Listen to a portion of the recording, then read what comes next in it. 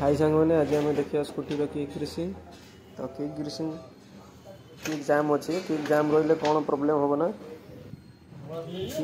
जिते आमर बैटेरीटा डाउन थो तो से आम किकटा निहाती आवश्यक। तो किक आम मारला बेलू किक जाम रही गाड़ी ठीक भाव में इंजिन बुली पारे तो इंजिन न बुली पारे स्टार्ट ठीक भाव में हो पारे तेणुक किक सब फ्री रहा निहाती आवश्यक है। तो किक बर्तमान आप देखिए किक जमी जाम अच्छे तो आम फटाफट खोलना खोलने ग्रीसिंग करिए ग्रीसिंग करिए आपन को शेष को देखा।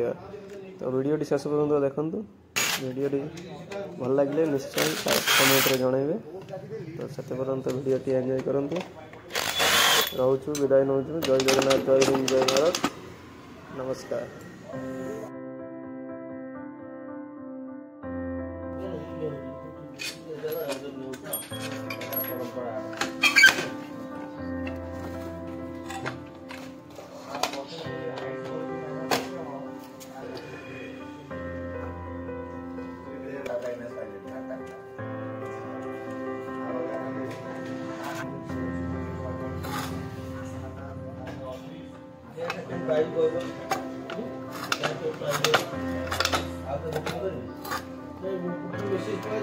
हाँ